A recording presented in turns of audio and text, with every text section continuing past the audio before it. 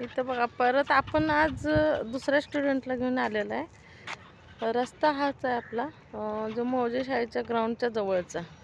आता या ताईंना पण 12 दिवस झालेले आहेत. तर स्वतः आता रेस त्या कशा देतात ते आपल्याला दाखवणार आहेत. यांचं हे दुसरे स्टुडंट आहे. यांचं हे आज 12वा दिवस आहे.